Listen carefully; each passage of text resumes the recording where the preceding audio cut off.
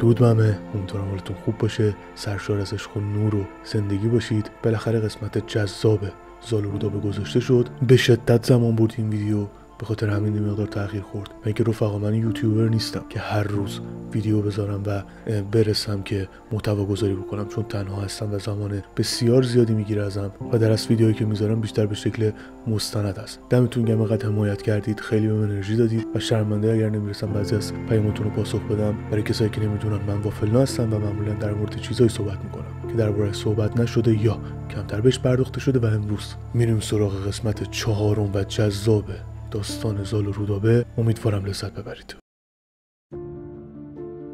فریدون از دنیا رفته بود. تاج کیانی بدون سر مونده بود. اما در ایران شهر هیچ تاجی قرار نبود بدون سر باقی بمونه. انگار روی ایران شهر و 7 سرزمین خاک سر ریخته بودن. چه سالهای عجیبی که پشت سر گذاشته نشد. کشته شدن سیامک، نبرد طهمورث، جمشید و ضحاک، قیام دیوها، خیانت برادران و خون ناحق ایرج. انگار آب و خاک ایران شهر داشت جلا میدید. فریدون بزرگ هیچ وقت فکر نمی‌کرد تابوت عرص پسرش رو قبل از دنیا رفتنش ببینه. گرد و خاک نبرد و خیانتی که باعث ریخته شدن خون هزاران نفر شده بود تازه داشت میخوابید.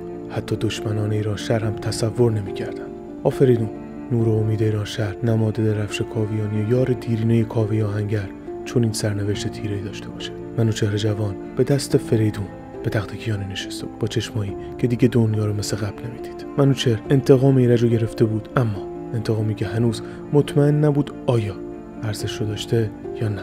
انتقامی که بهای اون فریدون رو هم از منوچهر گرفته بود. منوچهر به تخت کیانی نشسته بود، اما هنوز دل تاجگذاری نداشت، چون فریدون برای منوچهر هم پدر بود، هم پدر بزرگ و هم استاد. منوچهر روزها رو توی تنهایی خودش توی تالار کاخ میگذرون. خودش رو پنهان کرده بود و بین ستونهای با شکوه کاخ ایران شهر فقط فکر میکرد. توی تنهایی هیچ وقت هیچ کس نفهمید اون روزا منوچهر درگیر چه تنشایی بود. پهلوانان و سربازان بعد از نبرد 3 برادر با کشته شدن ایرج و سلم و تور و همینطور پدرشون فریدون دست کمی از حال و روز اون روزای منوچهر نداشتن. نه توان شادی و پیروزی داشتن و نه دل سوگواری خاندان فریدون. روزای هفته یکی میگذشت. قارن و قباد، سام، گرشاسپ و نریمان همه منتظر خبری از دروازه‌های تالار اصلی پادشاهی بودند. دروازه‌ای که منوچهر به روی همه بسته. 7 روز در سکوت و غم و اندوه و سوگواری گذشت و منوچهر در روز 8 درب تالارهای کاخ گشود و سربازان و پهلوانان مات و مبهوت به در تالار خیره شدند. منوچهر وارد تالار مرکزی شد. سکوت همه جا رو گرفته بود. صدای قدم‌های منوچهر تنها صدایی بود که توی تالار پخش میشد. همه منتظر بودن ببینن چه اتفاقی افتاده. منوچهر با شکوه مثل همیشه ایستاد. پسر جوانی که به اندازه 1 عمر جنگیده بود. ناگهان به آسمون نگاه کرد. یزدان سپاس گفت و دستور داد کلاه و تاج کیانی رو آماده کنید. آتشدانها رو برای جشن تاجگذاری روشن کنید. عطر و زعفران بسوزونید که فریدون بزرگ امروز به دخمه پادشاهی ابدی خودش خواهد رفت. تخت و تابوتی با شکوه بسازید و دخمه‌ای به بزرگی یک اسطوره نورانی برای فریدون مهیا کنید که زمان سوگواری به پایان رسیده. در غروب در دشتای سبز، دشتی که درفشای کاویانی به جای علفزار توی اون رشد کرده بود، با شکوه تر از همیشه فریدون به خاک سپرده شد و این پایان فریدون بود. چو این کرده شد روز برگشت بخت، به پژمرد برگ کیانی درخت. کرانه گزید از بر تاج و گاه، نهاده بر خود سر هر 3 شاه. پر از خون دل و پر ز گریه دروی، چنین تا زمان سر آمد بروی. فریدون شد و نام از او ماند باز، برآمد بر این روزگار دراز. برآیین شاهان یکی دخمه کرد، چه از زر سرخ و چه از لاژورد. در دخمه بستند بر شهریار، شد آن ارجمند از جهان زار و خوار. منوچهر بنهاد تاج کیان، به زنار خونین ببستش میان. به پدرود کردنش رفتند پیش، چنان چون بود رسم آیین و کیش. و در ادامه منوچهر گفت از امشب جشن تاجگذاری آغاز خواهد شد. همه خوشحال شدند که شاه جوان بالاخره برگشته، اما ببینید وقتی میگم شاهنامه بچه‌ها پر از کده و پر از مسائلی که توجهی بهشون نمیشه، یعنی همین مسائل ریز و درشت. اینجا واسه نخستین باری که میخوام این مسئله رو بگم. فردوسی اینجا میگه روز 8 منوچهر از کاخ بیرون اومد. دقت کنید. به 8 بیامد منوچهر شاه، به سر برنهاد آن کیانی کلاه. همه پهلوانان روی زمین بر او یک سره خواندند آفرین. اما چرا روز 8؟ منظور فردوسی از این عدد اینجا چی بوده؟ چرا 8 روز منوچهر خودش رو توی غم و اندوه فرو برد؟ اینجا منظور فردوسی از این کد بسیار جالبه. دقت کنید. از نخستین پادشاهی 7 سرزمین یعنی کیومرث تا آغاز پادشاهی منوچهر 8 پادشاه بودند که بر تخت ایرانشهر نشسته بودند. یعنی منوچهر میشد پادشاه 8می که بر تخت کیانی نشسته بود. کیومرث، هوشنگ، طهمورث، جمشید، ضحاک، فریدون و ایرج و در نهایت منوچهر که هر کدوم از این شاهان زندگی بسیار سخت و پرآشوبی هم پشت سر گذاشته بودند. اینجا منظور از کد عدد 8 این بود که منوچهر پادشاه 8می هست که شروع به پادشاهی میکنه و در روز 8 یا دوره 8 نوبت به منوچهر رسیده بود تا نقش خودش رو در پادشاهی ایرانشهر ایفا کنه. دخمه‌ای در میان دشت‌های سبز برای فریدون ساخته شد، در نهایت شکوه احترام با حضور مردم و سربازان و پهلوانان. فریدون به دخمه ابدی سپرده شد و در پایان شب جشن تاجگذاری در کاخ برگزار شد و منوچهر دستور داد در تمام 7 سرزمین که حالا دوباره پادشاهی اونها یکی شده بود جشن و پایکوبی برقرار شد. و اینجا زمان تاجگذاری منوچهر سخنرانی خیلی زیبا حماسی میکنه. تمام خاندانهای بزرگ ایرانشهر و تمام پهلوانان برای تاجگذاری وارد تالار اصلی شده بودند. منوچهر جوان با تاج کیانی به میان همه میاد و فریاد میزنه: منم منوچهر، کسی که تاریکی شب رو با شمشیرش به کمک فره ایزدی و یزدان شکافت. منوچهر یزدان رو شکر میگه و به رسم اجداد نیکش آفریدون عهد میبنده که جز خدمت و نیکی و پاک کردن دنیا از بدی و تاریکی کار دیگه ای نکنه و درفش کاویانی رو در همه جای 7 سرزمین به نیکی بالا ببره. همه دست میزنن و صدای آواز و ساز بلند میشه. خاندانهای بزرگ یکی یکی ادای احترام میکنن و از بین تمام دوستان و پهلوانان منوچهر که توی جنگ‌های قبلی همراهش بودن پهلوانی جوان از بین جمعیت جلو میاد. سام نریمان دست به سینه خودش میذاره و میگه به راستی تو و اجدادت پادشاهان راستین این سرزمین هستید. میگه من دیدم که چگونه زمین و زمان رو برای عدالت و دادگری به هم دوختی. من دیدم که شمشیر عدالتت چگونه از غرب تا شرق، از هند تا ماچین بالا رفت. تو برای من یادگاری از آفریدون هستی و از این به بعد رزم و نبرد وظیفه ماست. تو بر تخت کیانی بنشین و پادشاهی کن، چیزی که وظیفه توست. سام و منوچهر با چشمانی خیس از شو به هم بدرود میگن و بعد از سام تمام پهلوانان فریاد عهد میزنن و پادشاهی 8مین پادشاه ایرانشهر از اینجا آغاز میشه. و شاید این پادشاهی یه معنی داشت، معنی که نشون میداد بین آغاز یک حماسه بزرگ و تقدیری سیاه یه تولد سپید فاصله بود. سام نریمان پهلوان نامدار ایران زمین که آوازش دست کمی از منوچهر نداشت، سالها از موردی رنج میبرد که کمتر کسی ازش خبر داشت: نداشتن فرزند. اما قبل ادامه یه پرانتز در مورد سام باز کنم. ببینید همونطور که قبلا گفتم ما 2 سلسله داشتیم به نام پیشدادیان و کیانیان، خیلی قبلتر از نوشته شدن تاریخی که امروز اونو میشناسیم. از این سلسله‌های باستانی خیلی جاها صحبت شده اما هیچ آثاری ازشون نمونده، یعنی قابل دیده شدن هستن اما قابل لمس نه، که بزرگترین دلیل گیج شدن ما از دست رفتن تقریبا تمام آثار متون باستانیه که بعد از حمله عرب و مغول اتفاق افتاد. حالا چرا اینو گفتم؟ به دلیل اینکه علم امروز از باستان هیچ توضیح دقیقی در مورد خیلی از اتفاقات نمیتونه بده، چون از یک جایی به بعد تناب بین باستان و امروز پاره شده و اتفاقاتی که گفته میشه بیشتر حدس و گمانه تا سند و مدرک. منوچهر سام نریمان توی متون مختلفی ازشون نام برده شده. طبق متون سام پسر نریمان و نوه گرشاسپ بود. این خاندان از دیار سیستان بودن.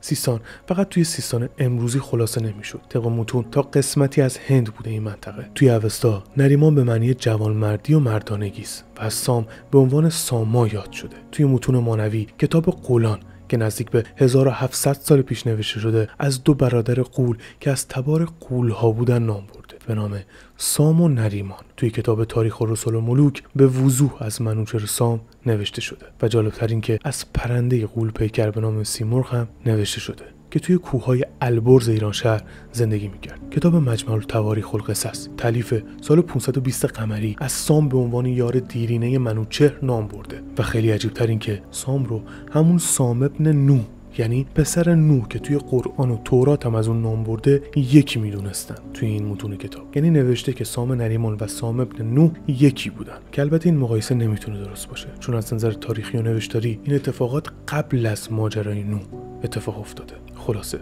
سام یک زن بسیار زیبا داشت که فردوسی نوشته این زن چهره‌ای مثل گلبرگ داشت و موی از جنس مشک که مثل یک ماه می‌درخشید. سام خیلی دوست داشت که فرزندی از این زن بتونه به دنیا بیاره. سالها میگذره و همچنان سام نریمان پی فرزند پسریه تا بالاخره زن سام باردار میشه و سام چنان خوشحال بود که انگار صاحب دنیا شده بود. ماها دل سام به خوشی جلو میرفت و روز شماری میکرد تا در نهایت روز زایمان میرسه. دایه و قابله ها به اتاق زایمان میرن که ناگهان اتفاقی میفته. همه شوکه میشن.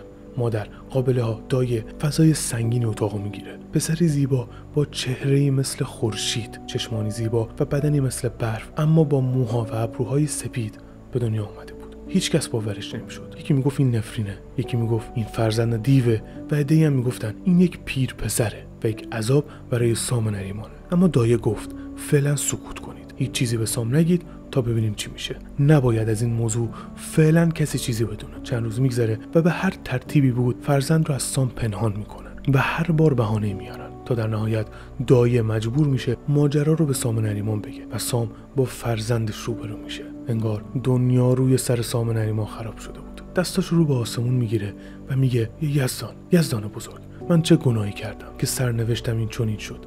این بچه دیو است یا فرزندی از پریان که به این شکل سپید روی و سپید مویه؟ من به مردم چی بگم که این بچه مایه نفرین و عذاب من خواهد شد؟ سام مدتی فکر میکنه و تصمیمی میگیره. با اشک و ناامیدی کودک شیرخواره رو به دست چند تن از یارانش میده و دستور میده شبانه کودک رو به نزدیکی البرزکو ببرن، یعنی همون دماوند کو، جایی که سیمرغ افسانه‌ای درش لونه داشت و محافظ اونجا بود. و از طرفی ضحاک هم سالها پیش توسط فریدون توی همین کو به بند کشیده شده بود. کنون پرشگفتی یکی داستان، به پیوندم از گفته باستان. فرود آمد از تخت سام سوار، به پرده در آمد سوی نوبهار. چو فرزند را دید مویش سپید، ببود از جهان سر به سر ناامید. سوی آسمان سر برآورد راست، ز داد آورانگاه فریاد خواست. که ای برتر از کژی و کاستی، بهی زان فزاید که تو خواستی. چو آگند و پرسند گردن کشان، چه گویم از این بچه بدنشان؟ چه گویم که این بچه دیو چیست؟ پلنگ و درنگ است و گرنه پریست. از این ننگ بگذارم ایران زمین، نخواهم بر این بوم و بر آفرین. بفرمود پس تاش برداشتند، از آن بوم و بر دور بگذاشتند. به جایی که سیمرغ را خانه بود، بدان خانه این خرد بیگانه بود. نهادند بر کوه و گشتند باز، برآمد بر این روزگاری دراز. چنان پهلوان زاده بیگناه، ندانست رنگ سپید از سیاه. پدر مهر و پیوند بفگند خار، جفا کرد بر کودک شیرخوار. پس راهی شدند و طفل بیگناه خوش‌چهره ایران شهر رو توی سرمای کوهپایه توی یک گهواره رها کردند. نسیم سردی که روی تن طفل شیرخوار می‌وزید خبری داشت که حتی سربازان هم اینو فهمیده بودند. خبری که زیر سایه ترس سیمرغ میگفت افسانه در حال شکل گرفتنه و عذاب وجدان مثل خنجری تیز قرار بود تا سالها به تن سربازان و سام نریمان بمونه. ناگهان سایه غول‌پیکری از دور پیدا شد و همین سایه کافی بود که همه به سرعت محلو ترک کنن. سیمرغ البرزکو از دور زال رو میبینه و اونو به شکل یک قربانی و شکار میبینه. شکار برای بچهای گرسنش. توی یه چشمه هم زدن طوفانی از گرد و خاک درست میشه و سیمرغ به زمین میاد. پنجهای تیزشو دور تن طفل بیگناه میپیچه و اونو به آسمون میبره. قبل از ادامه داستان باید یک توضیح کوچیک بچه‌ها در مورد سیمرغ بهتون بدم. اینکه چقدر ممکنه واقعا پرنده عرفانی به نام سیمرغ وجود داشته باشه. توی اساطیر کهن ایران و باستان به خصوص اوستا از سیمرغ نام برده شده که توی زبان باستانی و آریایی به خصوص زبان سانسکریت سیمرغ به معنی پرنده شبیه به عقاب یا حتی باز شکاری تعریف شده. توی اوستا اومده که این پرنده بالهای بسیار بزرگی داشته و بدنی بسیار غول‌پیکر، یعنی داره میگه این پرنده یک موجود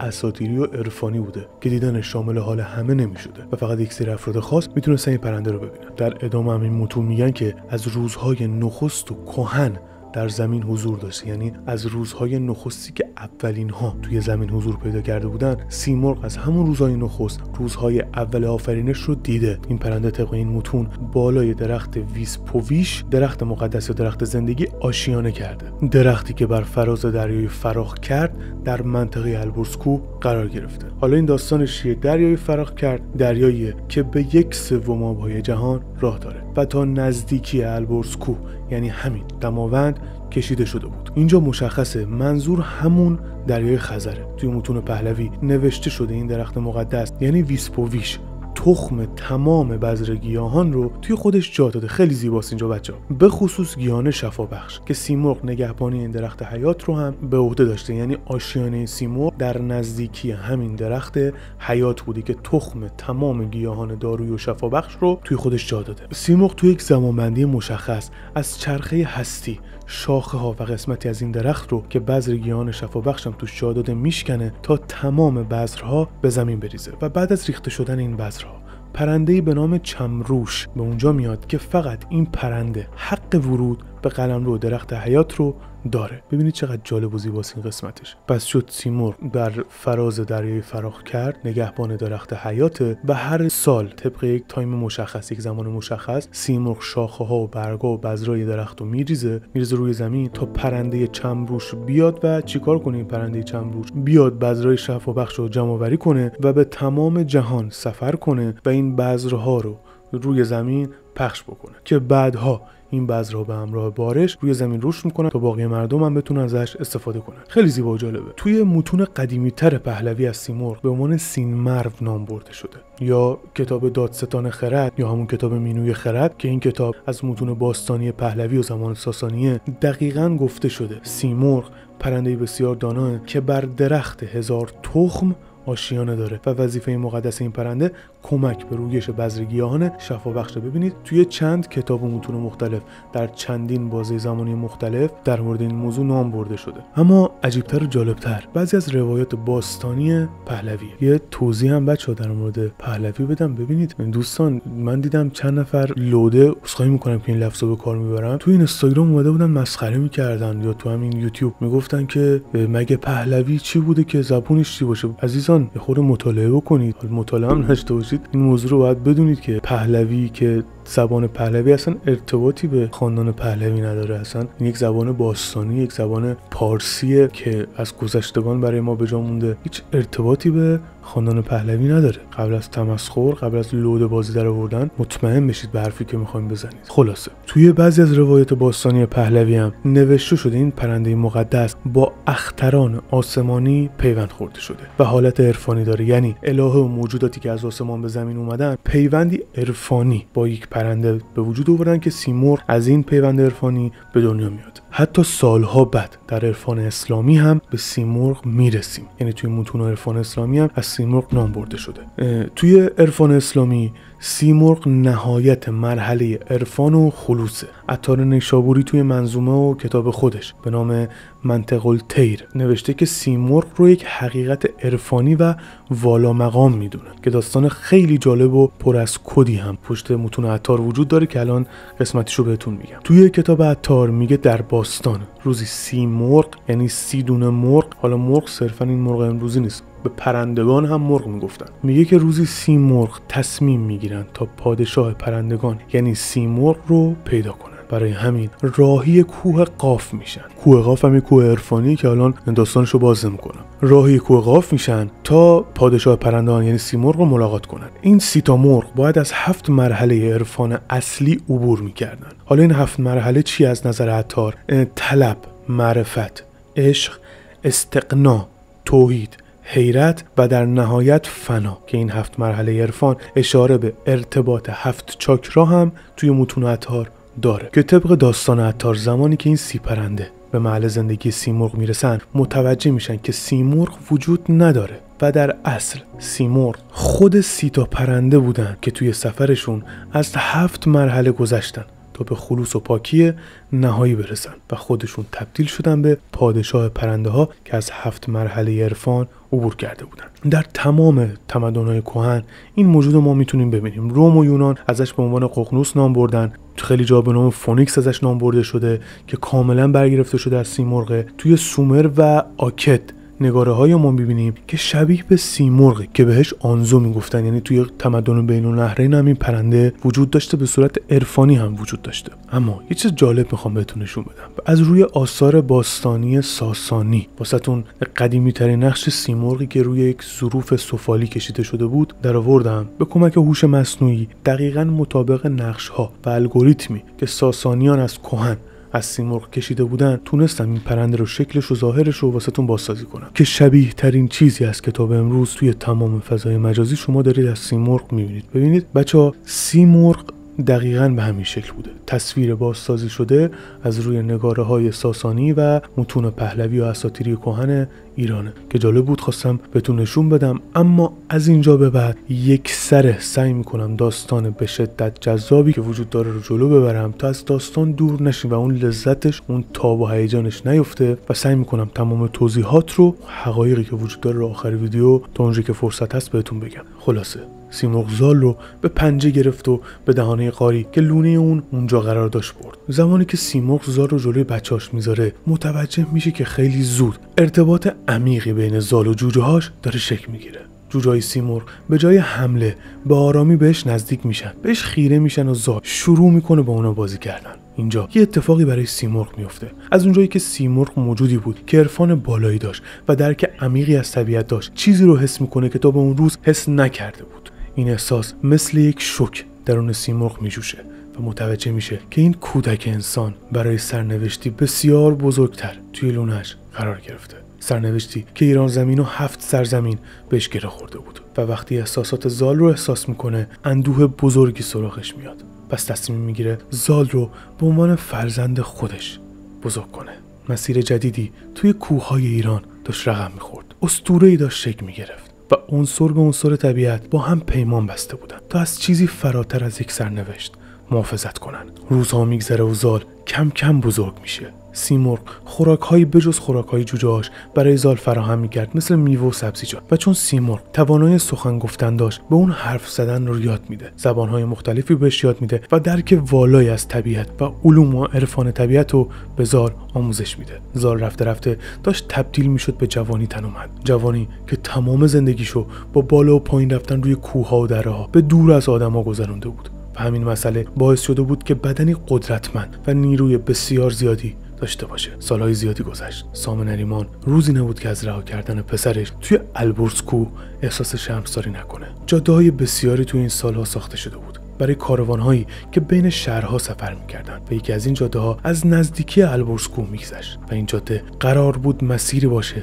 برای آینده. یک روز کاروان بزرگی نزدیکی البرز کوه در حال رد شدن بود که ناگهان متوجه چیز عجیبی میشن. پسری تنومند و بسیار زیبا با لباسهای پاره و موهای بلند و سپید داره مثل یک شیر از کوه بالا و پایین میره و حرکات و صورت غیر طبیعی داره. و زالم چون کسی رو ندیده بود این مسئله خیلی واسش عجیب بود. همین دیده شدن باعث میشه تا خیلی زود خبری بین مردم، به خصوص کاروان‌هایی که مسیرشون از اونجا میگذشت، پخش بشه. اینکه پسری زیبا و سپید موی در محدوده زندگی سیمرغ بین کوه‌ها دیده میشه و شکل یک شیر درنده از کوه بالا پایین میره. آواز پسر کوه البرز توی شهرها پیچیده بود و کاروان‌ها به امید دیدن زال مدتی رو توی این مکان استراحت میکردن تا شاید زال رو ببینن. رفته رفته خبر به روستاها و شهرهای اطراف رسید، اما نه کسی از کرده سام نریمان با خبر بود و نه خود سام و افرادی که زال رو توی کوه رها کرده بودن تصور میکردن که کودک سپیدمو زنده باشه.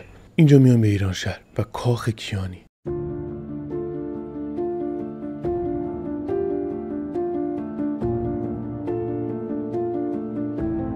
سام نریمان همچنان زندگیش رو میکرد و توی این مدت یه سری گروه‌ها و سرزمین‌ها هم قصد خیانت به منوچهر رو داشتن و نبردهای کوچکی شکل گرفته بود و سام هم به عنوان یکی از سرداران ایران گاهی برای این نبردها حاضر میشد. سام یه شب که توی خواب بود، خواب عجیبی میبینه که این خواب مسیر خیلی چیزا رو قرار بود تغییر بده. سام خواب میبینه که مردی سوار بر یک اسب تازی از هند به پیش سام میاد. بهش خیره میشه و با خوشحالی به اون میگه خبری برای تو دارم، فرزند تو زنده است. و سام ناگهان از خواب میپره، آشفته میشه و از ترس به خودش میلرزه. سراسیمه با آشفتگی به پیش موبدان میره و همه موبدان رو فرا میخونه و ماجرا رو بهش میگه. تازه موبدان و بعضی از افراد دربار کاخ کیانی متوجه میشن که سام چی کار کرده و چطوری مخفیانه فرزندش رو توی کوه رها کرده و تقریبا هیچ کس اطلاع نداشت که سام فرزندی داشته. همه توی بهت و سکوت فرو میرن و ناگهان شروع میکنن به سرزنش سام. حجمه بسیار زیادی از سرزنش ها به سام وارد میشه. عده‌ای میگن که سام پهلوان، حتی حیوانات هم مهر فرزند خودشون رو در دل دارن و اونا رو نگه میدارن. حتی ماهیان و آهنگ‌ها، شیران و پلنگ‌ها هم همچین کاریو نمیکنن.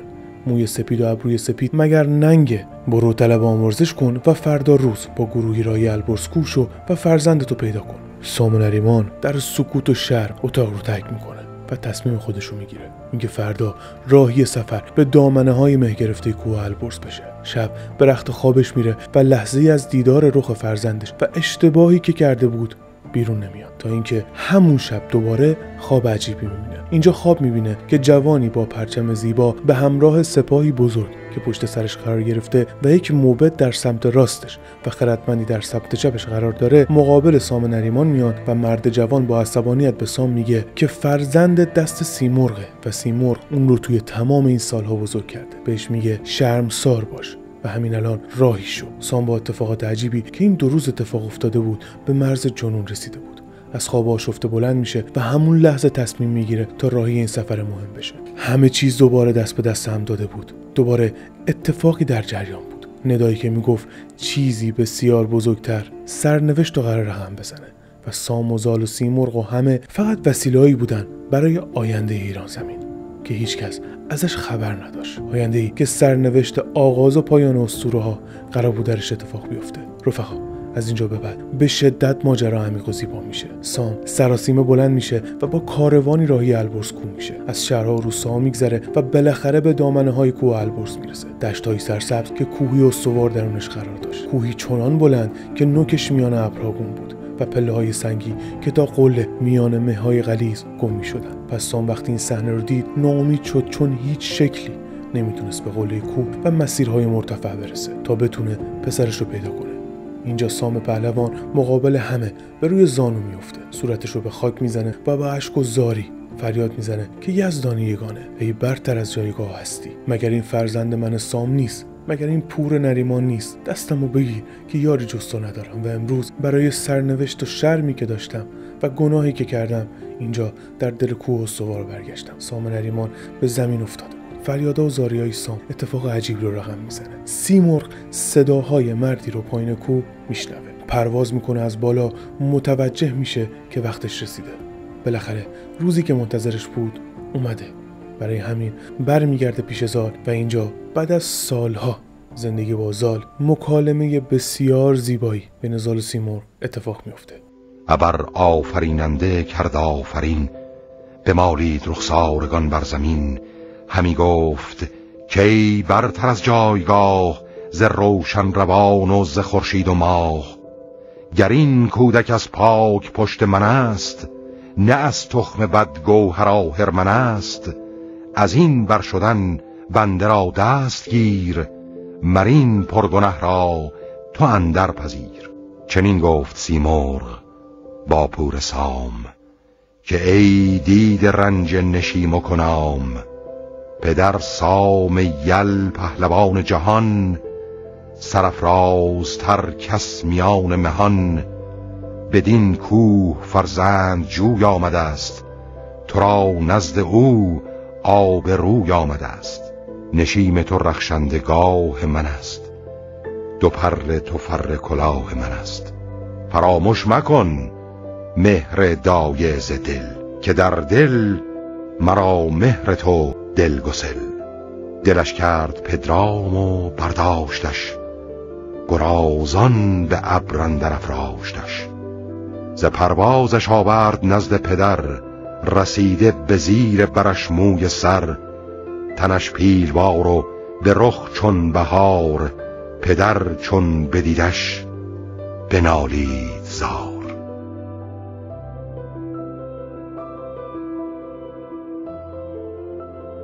زال با غم و اندوه به سیمرغ نگاه میکنه و میگه من که کسی و چیزی رو جز تو ندارم. تو مثل یک دایه، مثل یک مادر منو بزرگ کردی. اما سیمرغ بهش میگه امروز زمانش رسیده، زمانی که سالها منتظرش بودیم. سرنوشت سام نریمان رو به تو رسونده و قدرتی بالاتر از قدرت ما این چرخه رو داره اداره میکنه. اشک نریز که من هم مثل تو فرزندم ناراحتم. زال بهش میگه شاید تو از من خسته شدی و دیگه نمیخوای منو بزرگ کنی. اما سیمرغ هم مثل زال ناراحت و غمگین بود. بهش میگه پشت من سوار شو تا تو رو مثل یک امانت دوست داشتنی به نزد پدرت ببرم. زال با ابهت از بالای کوه به پایین حرکت میکنه. سربازان سام و نریمان این صحنه رو میبینن. ترس و سکوت به فضا حاکم میشه. زال به پایین میاد، روبروی سام نریمان با چهره غمناکش میسته. اینجا یه اتفاق خیلی مهم میفته. سیمرغ قبل از اینکه بره به زال میگه تو دستان فرزند من، یعنی نام زال رو دقت کنید اینجا دستان میذاره و به زال میگه پری از پرهای من رو بکن و پیش خودت نگه دار و باید دقت کنی فقط زمانی که خودت تنها و بیاور بودی و خودت رو تنها تر از هر کس دیگه ای دیدی و به یاری من نیاز داشتی به بلندی میری و پر من آتیش میزنی. فرقی نمیکنه کجای جهان باشی، من به پیش تو خواهم شتافت. ببینید دوستان، یه رازی توی شاهنامه وجود داره که من دیدم سالهاست دربارش داره بحث میشه. این راز میگه سیمرغ 3 پر به زال میده و در آینده یکی از این پرها برای همیشه گم میشه و مشخص نمیشه زال اونو کجا و به کی داده و فردوسی اینو مثل یک راز نگه داشته داخل شاهنامه. این مسئله چندین بار توی من دیدم فضای مجازی در موردش گفته شده. دقت کنید هیچ کجای شاهنامه نامی نیاورده شده، یعنی نوشته نشده که سیمرغ 3 پر داده باشه به زال. یک شایعه است. حالا جلوتر بیشتر در موردش صحبت میکنیم. خلاصه زال پر رو میگیره، برای آخرین بار با سیمرغ وداع میکنه. مقابل پدرش میسته، در چشمان پدرش نگاه میکنه. پدرش از تنومندی زال تعجب میکنه و ناگهان هر دو گریه میکنن و همدیگه رو با آغوش میکشن. دوری سالها پور نریمان و سام پهلوان تبدیل شده بود به یک وصال در کوهپایه‌های دماوند. بعد از این ماجرا سربازان و سام نریمان و زال همه با همدیگه به سمت کاخ منوچهر، یعنی کاخ ایرانشهر حرکت میکنن. خبر به منوچهر میرسه که سام نریمان از البرز کوه به همراه پسر سپید روی و سپید مویش که مثل خورشید میدرخشه در حال بازگشته. منوچهر بسیار خوشحال میشه. توی این سالها منوچهر ازدواج کرده بود و پسری به نام نوذر رو به دنیا آورده بود. رسم بر این بود در این شهر که فرزند پادشاه زیر دست پهلوانان و نامداران آموزش و منش و نبرد رو یاد بگیره. نوذر هم از این فرمان جدا نبود. هم زال جوان بود و هم نوذر. هیچ کدوم هم نمیدونستن سرنوشت چه خوابهای پرپیچ و تابی رو برای این 2 نفر دیده. منوچهر به نوذر فرمان میده که خودت شخصا به پیشواز سام و زال برو. ببینید بچه‌ها، این مسئله رو بارها توی شاهنامه گفتم و هیچ کجای دنیا به خصوص در آثار ادبی و تاریخی ما همچین چیزی رو نداریم که پادشاه یا جانشین پادشاه مداوم در بازه‌های زمانی مختلف برای احترام به مهمان به پیشواز یک فرد عادی بره. این مسئله رو مدام ما توی شاهنامه داریم که نشون میده از باستان مردم این سرزمین کهن همین بودن و جایگاه ویژه‌ای برای رسمای این چنینی و مهمان وجود داشته. نوذر به پیشواز زال سام و نریمان میره تا کاخ هم همراهش رو میاد و اینجا زال کم کم داشت چیزایی رو میدید که تا اون روز ندیده بود. شهرها و کاخهای با شکوه و بلند، خیابونهای شلوغ و سبز ایرانشهر، لباسهای مردم و اشرافیان. زال مثل کودکی چند ساله به همه چیز با ذوق و تعجب نگاه میکرد. وارد دروازه‌های شهر شدن. خبر به مردم هم رسیده بود. پسر بچه‌ای سپید روی که از لونه سیمرغ از کوههای سرد و تاریک البرز کوه بعد از سالها سالم و سلامت به ایرانشهر بازگشته بود. زال هنوز نرسیده بود. شاعران شعر می‌سرودند و قصه گویان اسطوره سرایی می‌کردند. زال وارد شهر شد و همه مات و مبهوت به زال خیره شده بودند. از میان جمعیت با اسب گذر می‌کرد. فریادها یکی یکی بلند می‌شد و گلبرگ و گل به آسمان انداخته می‌شد. آتش سالها دوری و تنهایی داشت رفته رفته سرد می‌شد. منوچهر دستور داد تا عطر و زعفران در تالارهای کاخ بسوزونند، ساز و طبل‌ها را آماده کنند و مشعل و آتشدان‌ها را روشن کنند. و بالاخره زال به کاخ پادشاهی رسید. منوچهر شاه به محض دیدن زال اونو در آغوش میگیره.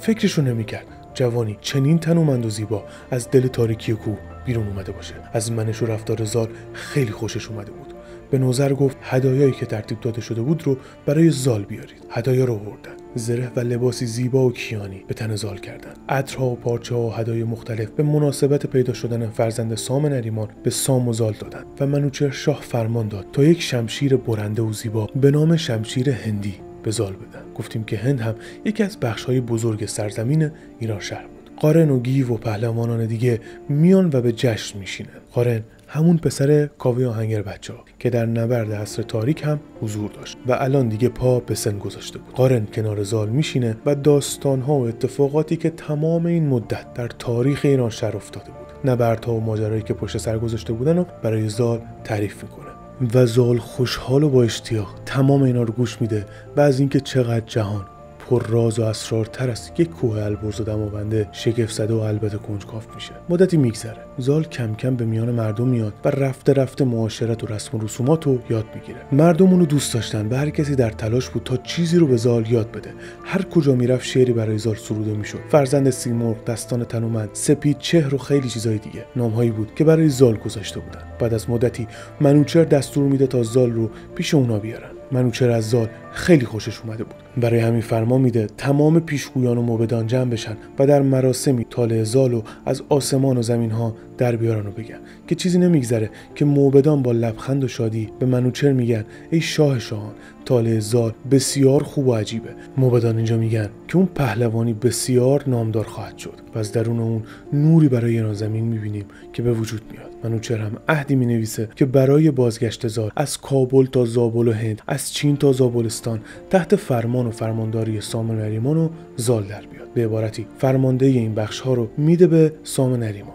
مدتی میگذره و زال تصمیم میگیره با سام نریمان به سرزمین‌های مختلف سفر کنه. زال قوانین و معاشرت پهلوانی و نبرد رو یاد گرفته بود. مردم سرزمینم خیلی بهش کمک کرده بودن و به دلیل چهره زیبا و خاصی که داشت خیلی زود شناخته میشد. تا روزی زال میگه دیگه وقتشه خودم به تنهایی برم و میخوام به تنهایی سفر کنم.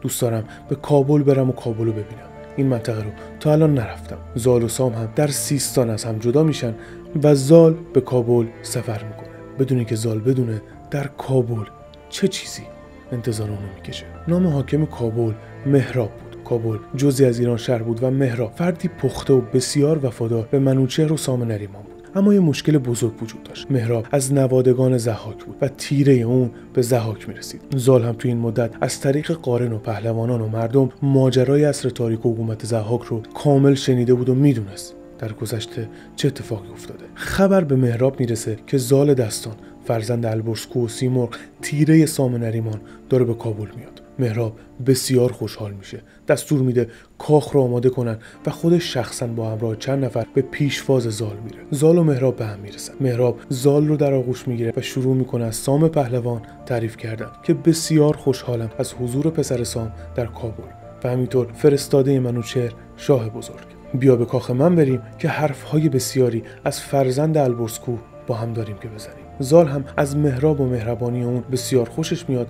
به کاخ مهراب میرن. مهراب همسری زیباروی به نام سیندخت داشت. سیندخت هم خیلی زن عاقل و پخته‌ای بود.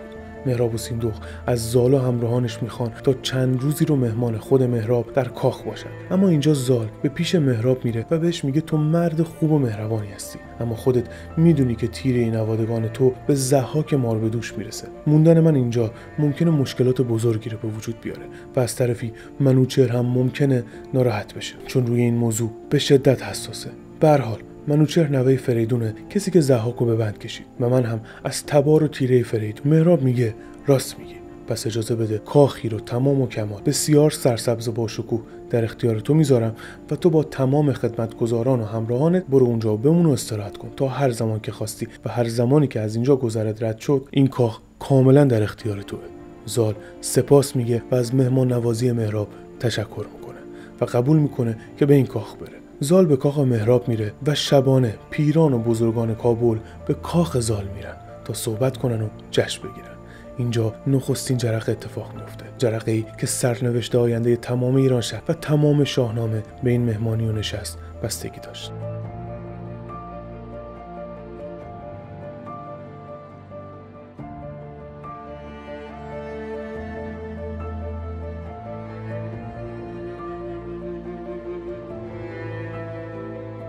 توی مهمانی اون شب صحبت از دختر مهراب میشه. تعدادی از بزرگان به زال میگن مهراب دختری داره به نام رودابه، شجاع و سرکش، اما زیبایی اون از شجاعتش بسیار بیشتره. رودابه موهای مشکی و بلند داره که مثل چمنزاری روی زمین کشیده میشه. به قدری زیباست که نقاشان از روم و چین، از زابلستان و سغلا میان و نقش‌های اونو میکشن و به دیوارهای خونه خودشون وصل میکنن. تمام بزرگان ایران زمین به دنبال ازدواج با دختر مهرابن، اما رودابه هنوز هیچ کس رو قبول نکرده. زال به محض شنیدن این صحبت‌ها توی خودش فرو میره. احساسی رو داشت تجربه میکرد که تا اون روز واسش غریب بود. زال ندیده از اون شب به بعد شیفته اخلاق و زیبایی رودابه میشه. از اون طرف مهراب به کاخ خودش میره و در کاخ مهراب هم درباریان و خدمتگزاران صحبت از جوانمردی و زیبایی زال میکنن. صحبت‌ها از طریق کنیزان به گوش رودابه میرسه. کنیزان رودابه از زال مداوم برای اون میگفتن. چیزی نمیگذره که رودابه هم از این توصیفات شیفته زال میشه و تصمیم میگیره. به کنیزان خودش که در اصل دوستانش هم بودن میگه به کاخ زال برید، جایی که اقامت داره. این خبر رو به شکلی بهش برسونید که رودابه دختر مهراب میخواد تو رو ببینه. کنیزان به کاخ زال میرن و از طریق ندیمه زال پیغامو به خود زال میرسونن. زال بسیار خوشحال میشه و به ندیمش میگه من تمام این روزا داشتم به رودابه فکر میکردم. برو به کنیزاش بگو من هم بسیار مشتاقم که دختر مهراب رودابه زیبارو رو ببینم. خبر به رودابه میرسه. این پیغام پسخام ها بچه‌ها تا مدتی ادامه دار میشه، چون غیر از ندیمه ها نمیخواستن کسی خبردار بشه. همه پیغام پسخام ها رو از طریق ندیمه ها میدادن. اما کم کم خیلیا شک میکنن به این قضیه. حتی سیندخت مادر رودابه هم از این رفتارهای مرموز شک کرده بود. شک ها تا جایی جلو میره که سربازان ورودی کاخ زال هم جلوی ندیمه ها رو میگرفتن، تا در نهایت رودابه نامه‌ای برای زال مینویسه. به زال میگه اگر میخوای منو ملاقات کنی به کاخی بیا که میگم. این کاخ مدتاست متروک است و پدرم خیلی کم به اونجا سر میزنه. کاخ به شکل برجی بلنده و من در بالای برج زمانی که ماه در آسمان مشخص شد منتظر تو خواهم بود. زال هم شاد و شیفته ملاقات شبانه با خوشحالی و بدون که کسی متوجه بشه از کاخ به بیرون میره. خودش آراسته میکنه و به سمت کاخ رودابه حرکت میکنه. آسمان اون شب روشن بود. انگار روی طبیعت پارچه‌ای نورانی و ابریشمی انداخته بودن. پارچه‌ای از جنس ماه. نور ماه همه جا رو روشن کرده بود. زال از دور برج بلندی رو میبینه که نوری از نوک برج در حال تابشه. گیاهان و درختان از برج بالا رفته بودن و همه چیز آماده یک ملاقات بود. زال نزدیک به برج شد و اینجا یکی از زیباترین عشق‌های شاهنامه اتفاق میفته.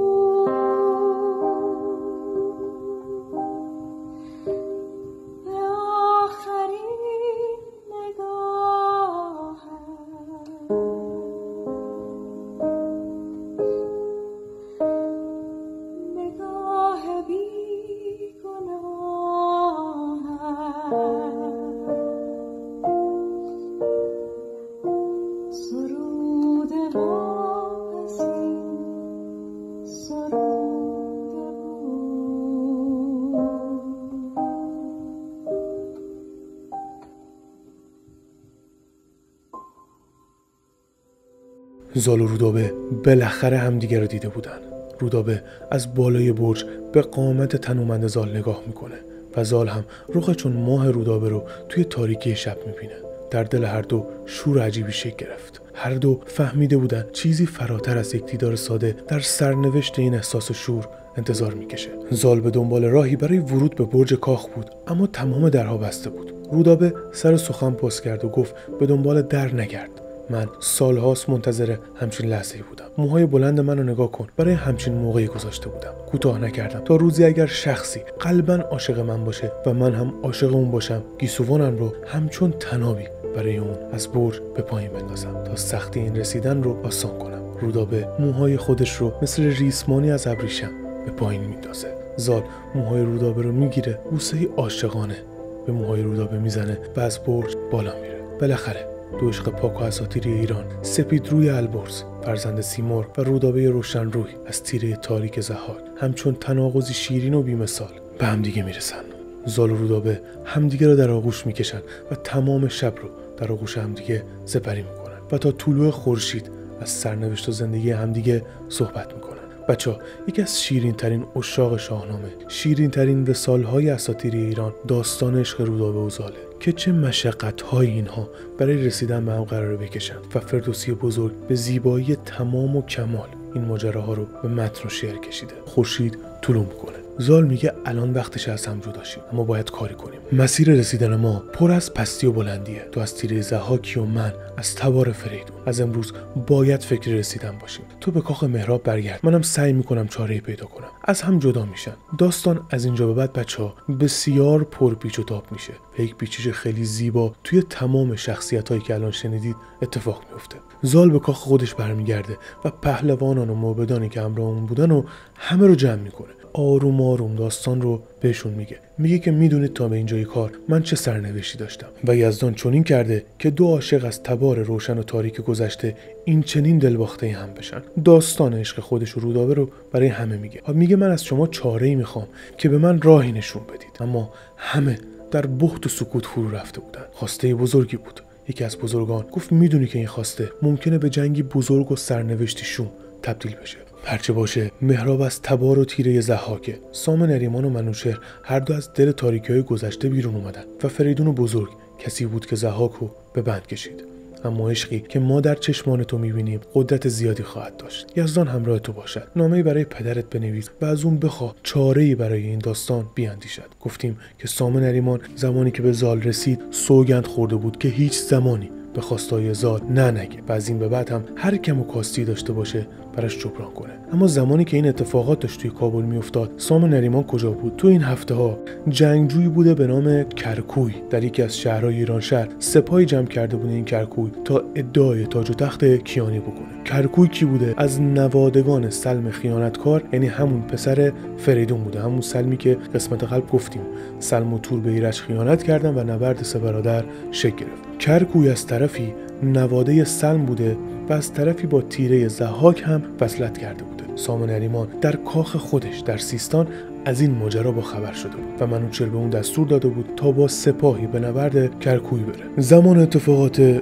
کابل سام توی نبرد کرکوی بود. زمانی که سام وارد شهر میشه سپاه ایرانشهر محاصره میشه و جنگ بسیار بزرگی شکل میگیره. شهر با آتش و آشوب کشیده میشه و اگر اینجا سام نریمان شکست میخورد احتمال کشیده شدن جنگ به ایرانشهر یعنی به کاخ منوچهر بسیار بالا بود. سام نریمان و سپاه ایرانشهر توی این نبرد بزرگ تلفات بسیار زیادی میدن، اما در نهایت کرکوی شمشیر میکشه به سمت سام حمله میکنه و یک نبرد تن به تن بین کرکوی و سام نریمان شکل میگیره و سام نریمان کرکوی رو گردن میزنه و میکشه و در نهایت تمام سپاه خیانتکار کرکوی تار و مار میشه. سام به سمت سیستان برگشته بود و مدت زیادی نگذشته بود که نامه‌ای به دست سام میرسه. هنوز خستگی نبرد تو تن سام بود که نامه رو باز میکنه و میبینه توی این نامه زال تمام ماجرای رودابه خودش رو برای سام نوشته و ازش خواسته بود که سام کاری کنه که این وصلت سر بگیره و سخت‌ترین بخش این نامه راضی کردن منوچهر توسط سام بود. سام وقتی نامه رو میخونه به شدت ناراحت و غمگین میشه. فریاد میزنه که این پسر به دیوانگی افتاده. زندگی با سیمرغ فکر و ذهن این پسر ازش گرفته، اما یادش به سوگندی که خورده بود افتاد. اینکه هر چیزی زال از اون خواسته رو باید انجام بده. مدتی سکوت میکنه و تصمیم میگیره کاری کنه. اینجا رو نگه میداریم. برمیگردیم به کاخ مهراب. در کابل هم وضعیت قرار بود همین قدر شفته جلو بره. رودابه و زال در تمام این مدت از طریق نامه با هم صحبت میکردن. رودابه کنیزی داشت که از همه بیشتر بهش اعتماد داشت و یک جورایی دوست رودابه هم به حساب میومد. رودابه از طریق این کنیز تمام نامه ها رو بین کاخ مهراب و اقامتگاه زال جابجا میکرد. هر بار هم که کنیز میرفت و میومد هدایایی بین زال و رودابه جابجا میشد که واسهشون میبرد و میآورد. سیندخت مادر رودابه مدتی بود که شک کرده بود به این رفت و آمدهای کنیز به اتاق رودابه، تا اینکه یک روز در راه حیاط کاخ کنیزو گیر میاره. ازش میپرسه داستان چیه؟ من میدونم که این رفت و آمده الکی نیست. کنیز بهش میگه خریدای رودابه رو مدتی است که من براش انجام میدم. سیندخت میگه اگر این چنینه پس یا سکه ها رو به من نشون بده یا اجناس رو.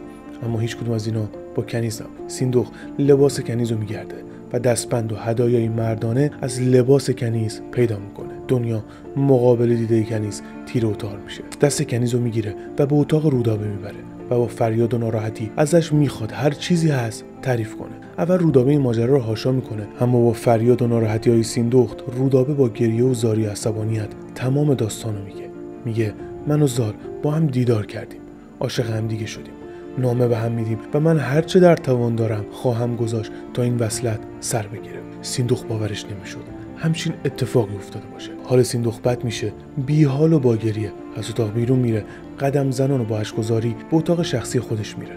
میدونست همچین اتفاقی میتونه لشکر ایران شهر رو به کابل بکشونه. سیندخت روی تختش از گریه و زاری خوابش میبره. مدتی میگذره که با صدای مهراب بیدار میشه. مهراب با شفتگی سیندخت رو میبینه و ازش میخواد حقیقت رو بهش بگه. اینجا سیندخت اول از مهراب میخواد تا با فکر انتخاب کنه و بعد ماجرا رو به مهراب میگه. مهراب با شنیدن این اتفاق روی دو زانوی خودش میفته، شمشیر رو از غلاف بیرون میکشه و میگه همین امروز باید رودابه رو گردن بزنیم. مهراب میگه اگر این کارو نکنم در کابل رودخانه خون به وجود میاد. منوچهر فکر میکنه تمام اینها نیرنگی است که برای تصاحب مرکز پادشاهی از طرف من که از تیره ضحاکم داره انجام میشه. به محض شنیدن این خبر سپاهی بزرگ به سمت کابل روانه میکنه. مهراب با فریاد به سمت رودابه حرکت میکنه که سیندخت اینجا جلوشو میگیره. بهش میگه زال عاشق رودابه است. نامه‌ای هم به سام نریمان فرستاده تا جلوی جنگ و نبرد گرفته بشه و این وصلت با آرامش صورت بگیره. مهراب با چهره عصبانی و دلی پر از آشوب قبول میکنه. پس شنیدن این پیام کمی آروم میشه. حالا برگردیم به کاخ سیستان. سام نریمان بزرگان پیشگویان و موبدان رو جمع میکنه، میگه وضعیت امروز وضعیت بسیار حساسی. هر اشتباهی کنیم ممکنه منجر به کشته شدن هزاران نفر بشه و خون افراد زیادی ریخته بشه. ماجرا از این قراره. باید تصمیمی بگیریم تا ببینیم با داستان زال و رودابه چی کار باید کنیم. پیشگویان و موبدان بعد از مراسمی ناگهان خبری برای سام نریمان میبرن. میگن اگر این ازدواج صورت بگیره ماجرایی پر از نور و روشنایی پدید میاد. ماجرایی که تا امروز مثالش رو در آسمان ها و ستاره ها ندیدیم. خیلی هم عجیبه. دلیلی از این ازدواج به دنیا میاد که 7 سرزمین و ایران شهر در زمان اون بزرگتر از همیشه و آسوده‌تر از همیشه خواهد. ظهوری که تبدیل میشه به یاور پادشاهان ایران زمین، یاور آب و خاک و مردمان بی‌پناه. این صحبت‌ها به شدت روی سام تاثیر میذاره و خیلی خوشحال میشه از شنیدنش. خیلی زود نامه‌ای برای منوچهر بزرگ مینویسه و ماجرا رو کامل تعریف میکنه و توسط نامه‌بری به مرکز پادشاهی ایران شهر یعنی کاخ منوچهر شاه میفرسته. منوچهر شاه نامه رو میخونه. اونم مثل همه، مثل سام و مهراب و سیندخت و بزرگان بسیار بخزده و ناراحت میشه. چطور میخواست به خودش اجازه بده که با ازدواج رودابه و زال موافقت کنه؟ فریدون پدر بزرگ منوچهر بود که در عصر تاریک مقابل ضحاک جنگیده بود. با چه فداکاری و سختی‌هایی تونسته بودن ضحاک پست و مار به دوش و نابود کنن. حال چطور همین منوچهر با ازدواج یکی از تیره‌های ضحاک موافقت میکرد. گره ماجرا هر بار داشت بزرگتر میشد. منوچهر با مشاوران خودش جلسه برقرار میکنه. هیچ کس حرفی نمیزد و همه میگن این مسئله‌ای است که فقط خودت باید تصمیم بگیری. فقط مراقب باش که انتخابی اشتباه شاید به قیمت کشته شدن هزاران نفر بیگناه تمام بشه. منوچهر نوذر پسرش رو صدا میکنه، به نوذر میگه اسبی بردار و به سیستان بتاز، شخصا نامه‌ای که بهت میدم سام نریمان بده و از اون میخوای تا به اینجا بیاد، خودت هم همراهش برگرد. این کارو منوچهر برای احترام به سام میکنه. نوذر میره و به همراه سام برمیگرده.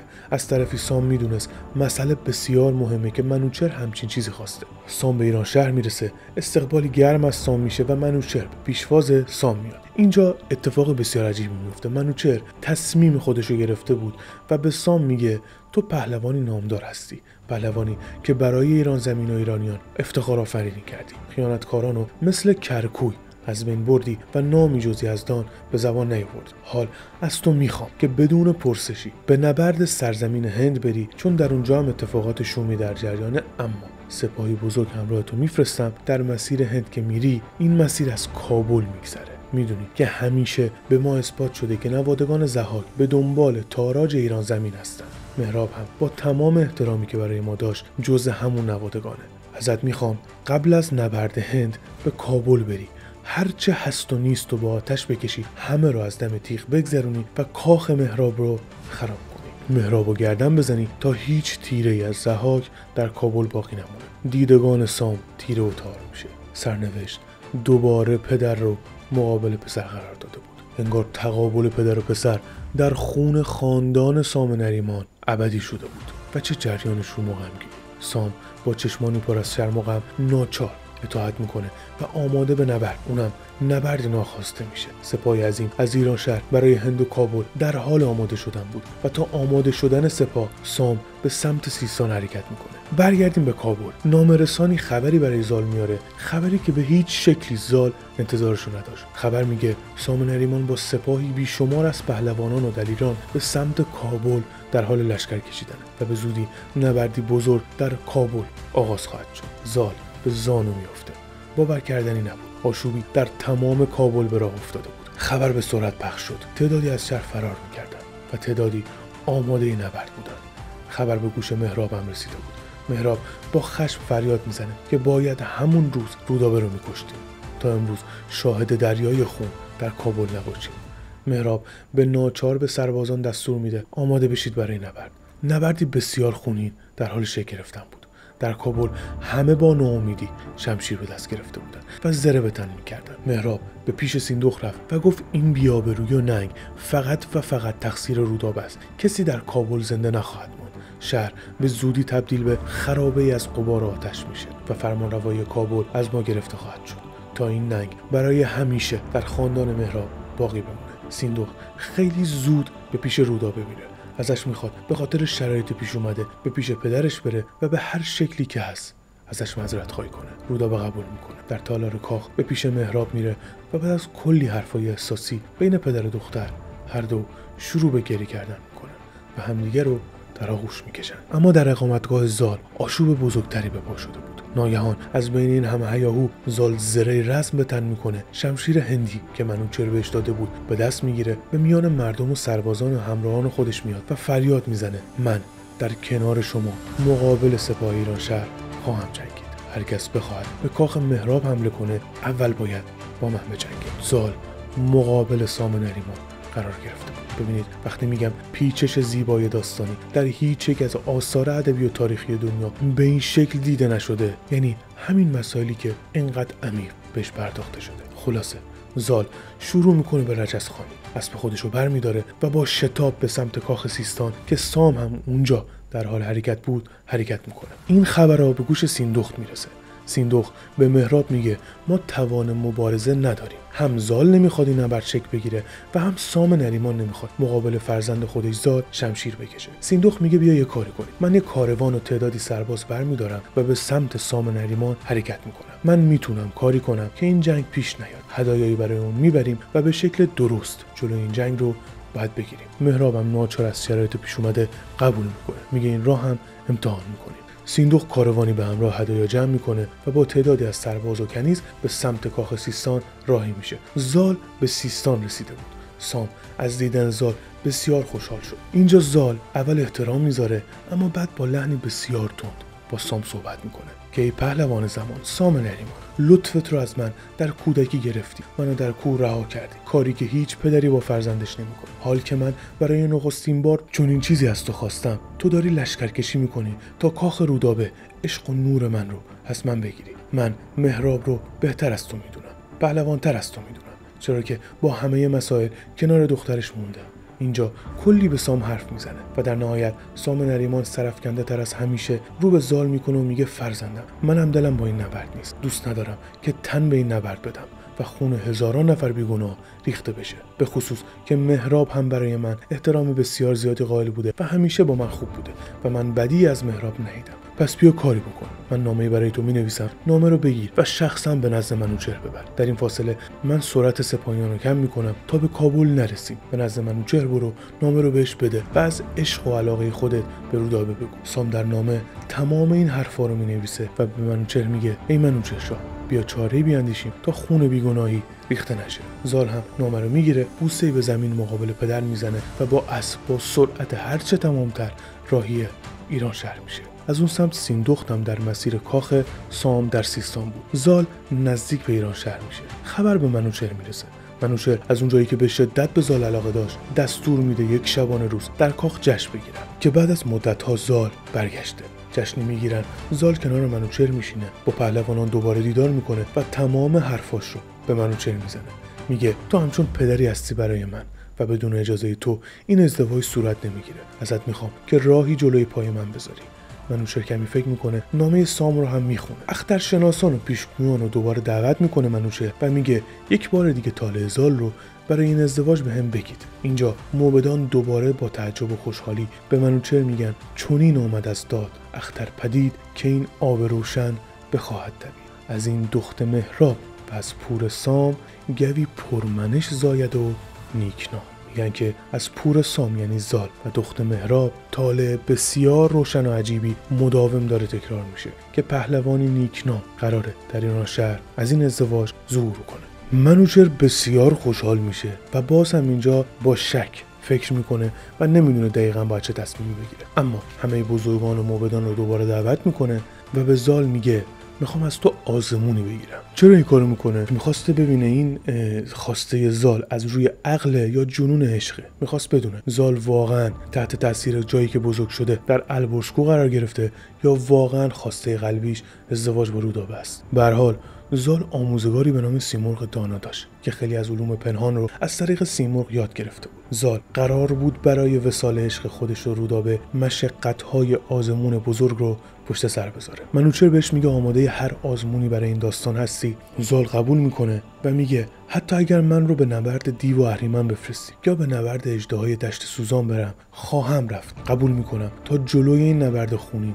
گرفته بشه و به نور چشمانم رودابه برسم. منوچهر از این شجاعت زال خیلی خوشش میاد. بهش آفرین میگه و دستور میده به موبدان آزمونی 6 مرحله‌ای رو، یعنی آزمون‌های زال در بخش اول 6 مرحله است و آزمون خرد است که این 6 مرحله بچه‌ها من ترجمه اشعار رو براتون می‌نویسم، ولی قسمت از ابیاتم میذارم. این معماهایی که طرح میشه فردوسی با شعر اینها رو به متن کشیده و خیلی سخت و دشوار و مشکل این زیبایی و طراحی این معماها که به شعر کشیده بشه. حالا خودتون متوجه میشید. من ترجمه این اشعار رو میخونم و ببینید چقدر عمیق و زیبا زال وارد این آزمونا میشه. در بخش اول موبدان قرار بود 6 سوال از زال بکنن و زال باید هر 6 سوال رو پاسخ میداد. آزمون نخست، موبدی پرسید 12 درخت خرم و شاداب دیدم که هر یک 30 شاخه داشت. این چیست؟ زال کمی فکر کرد. گفت آن 12 درخت 12 ماه سال است و 30 شاخه 30 روز هر ماه. موبد بعدی گفت 2 اسب تندرو گرانمایه دیدم، یکی چون بلور سفید و دیگری چون قیر سیاه. هر دو از پی یکدیگر میدوند اما هرگز به هم نمیرسند. راز آن چیست؟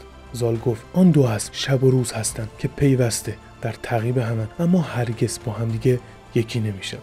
از این هوشیاری زال همه تعجب کرده بودند. موبد بعدی گفت که 30 سوار از برابر شهری گذر کردند. گاهی یکی از آنها کم میشد اما چون دوباره میشمردی همون 30 سوار بودند. راز این چیست؟ زال میگه این روزهای ماهی هستند که گاهی 30 روز کاملن و گاهی 29 روز که دوباره وقتی از 9 شروع میشه اون 30 روز کامل میشه. این آزمون همینجوری ادامه داره و هر بار یک مسئله تکرار میشه. حالا من وارد آزمونای دیگه نمیشم چون خیلی مفصله اما شیرین و جذابه. آزمونای بعدیش در مورد صورت فلکی بود و ستاره ها و مشقتایی که توی زندگی باید یک فرد بگذرونه که زال به همشون پاسخ میده. زمانی که آزمون هوش و ذکاوت زال تمام میشه حالا زمان آزمون پهلوانی میرسه. منوچهر بهش میگه یک قهرمانی داریم که کشتیگیر بسیار معروفیه، تا حالا به هیچ کشتیگیری نباخته و تو باید باش مبارزه کنی. مردم در کاخ جمع میشن و مسابقات تنومندی زال از اینجا آغاز میشه.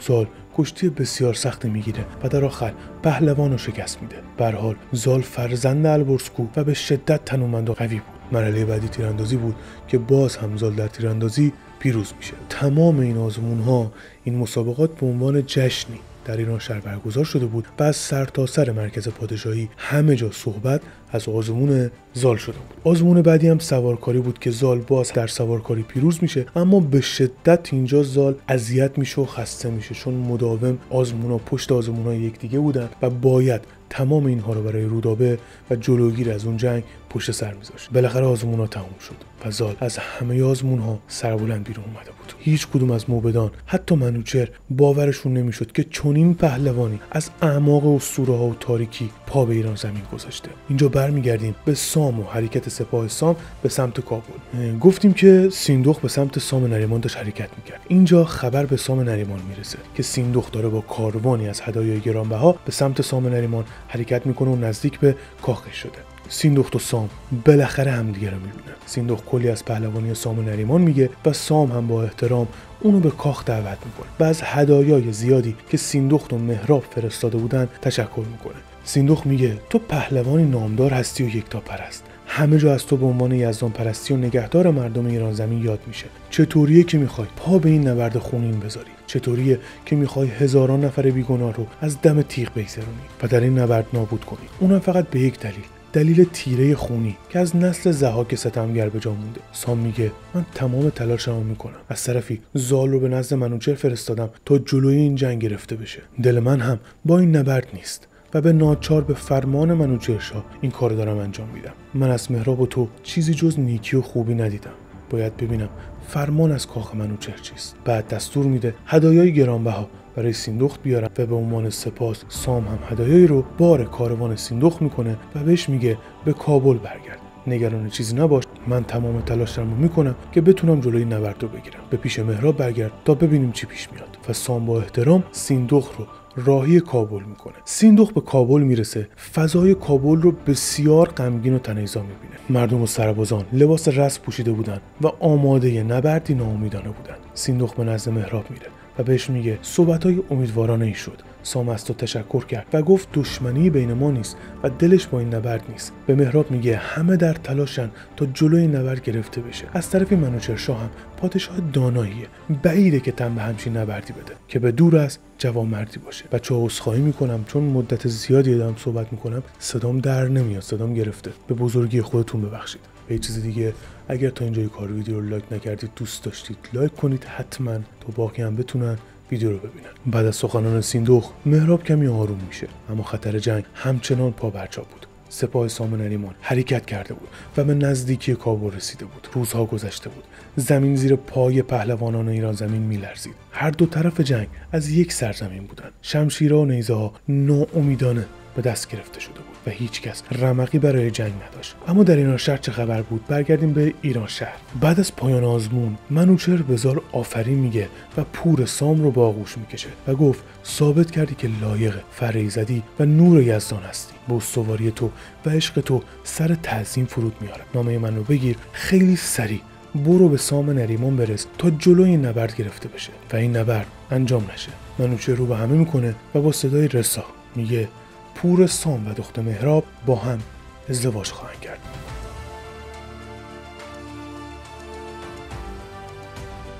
ناگهان فریاد شادی در کاخ بلند میشه. همه هم دیگه رو در آغوش میگیرن. زال بوسه‌ای به زمین میزنه، به منوچهر تعظیم میکنه و سریعا نامه‌بری به کابل میفرسته تا خبر به سیندخت و مهراب هم برسه. خودش هم با سرعت هرچه تمامتر حرکت میکنه تا به سام نریمان برسه. اینجا با تمام خستگی که توی تن زال بود، با شتاب تمام به سمت سام حرکت میکنه. نامه‌رسان زودتر از زال به کابل رسیده بود. زال هم مدتی بعد به سام نریمان میرسه. نامه منوچهر رو به سام میده و ناگهان همه فریاد شادی میزنن. فریاد شادی برای نبردی که هرگز آغاز نشده بود. مهراب به پیشواز سام میاد. خوشحال به هم آفرین میگن برای نبردی که هیچ وقت آغاز نشد و بالاخره مهراب دستور میده تا طبل‌ها و سازها رو بیارن، شهر رو گلبرون کنن و درفش‌ها رو آویزون کنن. جشنی بزرگ در تمام شهر برپا میشه. سام به کاخ مهراب میره. سربازان کنار همدیگه به شادی و نوشیدن میشینن. در کاخ مهراب ناگهان سیندخت بیرون میاد. به مقابل زال و سام میاد. سام اینجا به دنبال رودابه میگشت چون تا حالا ندیده بودش. سیندخت با لبخند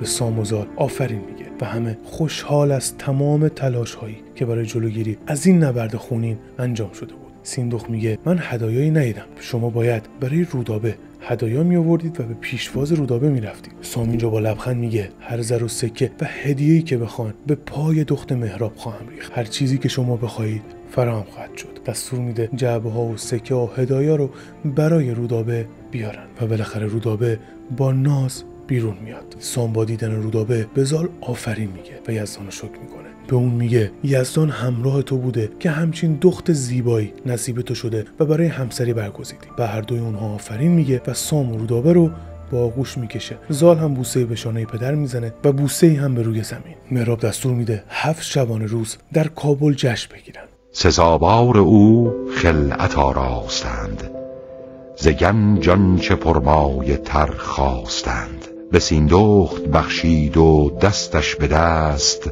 گرفت و یکی نیز پیمان ببست. پذیرفت مردخت او را به زال، که باشند هر دو به شادی همال. به کابل بباش و به شادی بمان، از این پس مترس از بد بدگمان. شگفته شدن روی پژمرده ماه، به نیک اختری برگرفتند راه.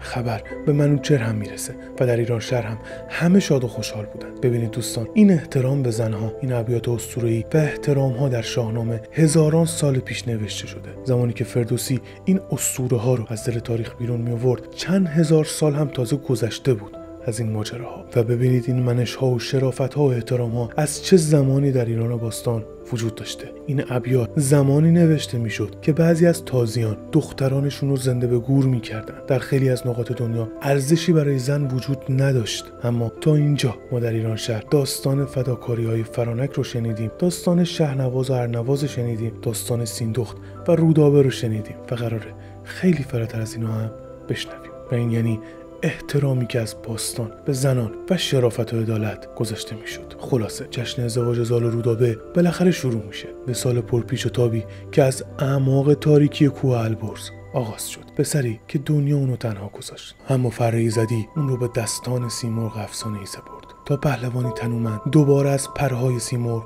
زاده بشه. وصالی که مشقت‌های زیادی به دنبال داشت و شاید 7 سرزمین برای این وصال دست به دست هم داده بود. اینجا یه پرانتز بزرگ باز میکنم تا بریم سراغ یک سری حقایق که قطعا ارزش شنیدن داره. این مسئله آخر ویدیو میگم، چون حتی اگر یک نفر تا اینجا گوش داده باشه یعنی شیفته و لایق اینه که حقایق بزرگتر رو بدونه. جالبه بدونید ما امروزه قلعه‌ای در ایلام داریم به نام قلعه سام که خیلی معتقدن این قلعه بسیار باستانی مربوط بوده به نشیمنگاه سام نریمان. پیشین این مکان به هزاران سال قبل از میلاد مسیح برمیگرده، چون طی دوره‌های مختلف از این کاخ استفاده شده و خیلی از این منطقه استفاده کردن. مثلا هخامنشیان زمانی از این کاخ استفاده می‌کردن، بعد اشکانیان بودن، بعدها ساسانیان اومدن. به خاطر همین نمیشه بازه زمانی دقیقی برای این کاخ در نظر گرفت. حتی کتیبه‌های یونانی هم توی این کاخ پیدا شد. در کل صحبت از اینه که این مکان رو فردی به نام سام هزاران سال پیش ساخته که پهلوانی نامدار در ایران زمین بوده. اما مسئله بسیار جالبتر در سیستانه.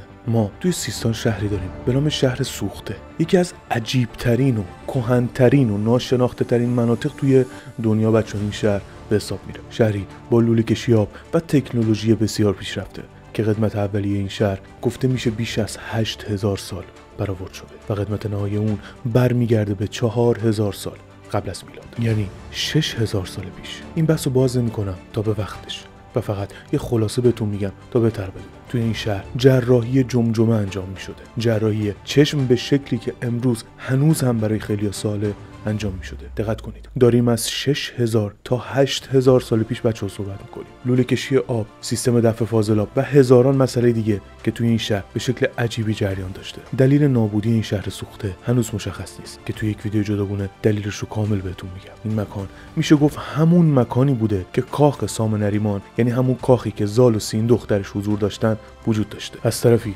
خیلی‌ها معتقدن مرکز پادشاهی ایران شهر توی همین مکان بوده، اما بر اساس نقشه و جغرافیا که قسمت‌های قبل توضیح دادم واسهتون که شهرهای ایران باستان پادشاهی‌ها چجوری از کجا توی ایران اتفاق می‌افتاد، در اصل در شاهنامه پادشاهی و آغاز سلسله ایرانشهر از مرکز ایران شروع میشه و به شرق و غرب و جنوب و شمال بعدها کشیده میشه و برخلاف نظر خیلی‌ها مرکز پادشاهی ایرانشهر بر اساس حقایق اساطیری باید دقیقاً توی منطقه‌ای نزدیک به جیرفت امروزی بوده که بهتون اطمینان میدم هنوز حتی 1% از بزرگی این منطقه کشف نشده.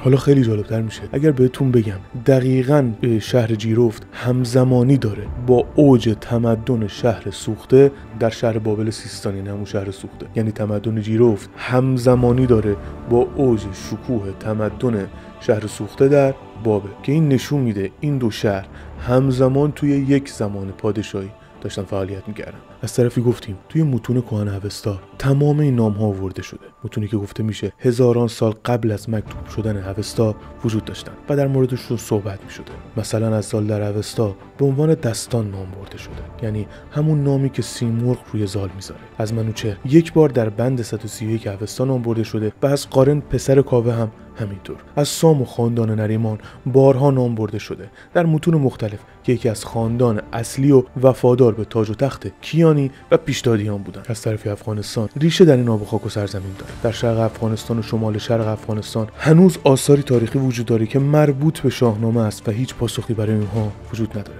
که در آینده بیشتر میگم راجبش. البته خیلی از این آثار به دست طالبان بعدها نابود شد، اتفاقی که در سوریه و عراق به دست داعش هم به صورت گسترده تری دیدیم که رقم خورد. خیلی جالب‌تر این که داستان راپونزل یا همون گیسوکمند رو همتون شاید بدونید. فیلم و انیمیشن های زیادی هم ازش ساخته شد. این داستان مستقیما از داستان زال و رودابه برگرفته شده که برادران گریم سال 1812 رمانش رو با نام راپونزل می‌نویسن که خود اروپایی‌ها هم بعدها متوجه میشن و مقالات زیادی در این باره نوشته میشه. پس یعنی راپونزل برگرفته شده از همون شخصیت رودابه است که موهاش رو روی برج آویزون میکنه و شاهزاده از پایین برج به بالا میاد و به راپونزل میرسه. یا مجموعه رمان‌های ایتالیایی پنتامرونه که به ایتالیایی 500 سال قبل نوشته میشه و برگرفته شده از داستان‌های شاهنامه و زاله که تغییرش دادن و به نام اروپا ثبت کردن. این مسئله رو 6 سال پیش گفتم، الانم با جزئیات بیشتری میخوام بهتون بگم. در مجموعه رمان‌های بازی تاج و تخت، همون گیم آف ترونز به نوشته جورج مارتین، ما شاهد 7 سرزمین پادشاهی هستیم که یک مرکز پادشاهی درون این 7 سرزمین برای حکومت به 6 سرزمین دیگه در نظر گرفته شده توی مجموعه رمان‌ها که توی رمان‌های بازی تاج و تخت نام این مرکز پادشاهی وستروسه، دقیقاً مشابه پادشاهی ایرانشهر و 7 سرزمین. توی همین داستان ما خاندانی داریم به نام خاندان تارگریان‌ها که چهره‌های اونها زال مانند و شبیه به زاله، با موها و ابروهای سپید، دقیقاً مشابه زال. جالبتر این که داستان این رمان از ازدواجی ممنوعه شروع میشه که بین خود خاندان سپیدموی تارگریان‌ها اتفاق میفته که باز هم دقیقاً مشابه داستان زال و ازدواجش با رودابه. حالا صدها مورد دیگه هم هست که من ترجیح میدم توی یک ویدیو جداگونه کامل به این موضوعات بپردازم و اینجا خیلی بازش نکنم. در مجموعه رمان‌های هابیت و مجموعه فیلم‌های هابیت نوشته جی.آر.آر. تالکین، هابیتی به نام بیلبو بگینز در قسمتی از رمان زمانی که حلقه رو از اسمیگل در اعماق زمین میخواد بدزده، یک اتفاق جالبی میفته. اسمیگل از بیلبو دقیقاً مشابه آزمون‌های شیشگانه مرحله زال که منوچهر از زال آزمون شیشگانه گرفت، سوال و پرسش و معما طرح میکنه برای بیلبو و جالب اینه دقیقاً همه این معماها و پرسش‌ها به شکل شعر در میان و قدیمی ترین و تنها باری که همچین آزمونی توی یک آثار ادبی اومده بود شاهنامه بود و اینجا تالکین دوباره این مسئله رو توی شکل دیگه برای بیلبو بگینز و اسمیگل تکرار میکنه که این بخش یکی از بزرگترین تشابهات شاهنامه و متون تالکین است که حتی طرح خود پرسش‌ها و معماها هم دقیقاً مشابه همون معماهایی است که موبدان برای زال طرح کرده بودند. یا مجموعه رمان و فیلم‌های ویچر که توی این رمان‌ها شخصی به نام گرالت از رویا وارد گروهی به نام گروه ویچرها میشه. این ویچرها توانایی دارن که منحصر به فردن و برای به دست آوردن این توانایی باید وارد کوهستانی بشن که بعد از ورود به اون کوه موها و ابروهای اونها سپید و زال میشه که گذروندن این دوره هم با مشقت و آموزش‌های بسیار سختی پشت سر میذاره. باز هم دقیقاً مشابه اتفاقی که زال با ورودش توی البرزگو براش افتاد. یعنی ببینید چقدر الگو برداری از این شاهنامه و اساطیر ایران اتفاق افتاده و خیلی از ما حتی هنوز نمیدونیم داستان شاهنامه چی بوده که خب طبیعی هم هست، کاملا حق داریم. در کل داستان پور سام و دخت مهراب وصالی است از جنس نور و تاریکی، مفهومی از تناقض خاندان ضحاک و فریدون که از اعماق تاریکی البرزکو آغاز شد، در سرزمینی که همیشه عشق بر تیغ فرمان میداد. به نام خاندانها سنگین‌تر از جان آدمی بود، دو قلب از دو تیره مختلف بر جان یک سرنوشت طلسم شده تپیدند. زال کودک طرد شده که بر بال سیمرغ آموخت چگونه از خاکستر برخیزه، مثال سرزمین کهنش. و رودابه شاه دخت آریایی که زیباییش آبی بود بر آشوب و آتش، عشقی بر لبه ممنوعه میون دو مرز خون و شرف که اگر این عشق میخشکید دریای خون به پا میشد و حال که شکفت قرار بود سخن موبدان رو به حقیقت گره بزنه و از دل این جدال و عشق قرار بود تولدی تازه به روح ایران زمین بدمه، تولدی از جنس آتش و نور که قرار بود مفهوم افسانه رو برای همیشه به واقعیت گره بزنه.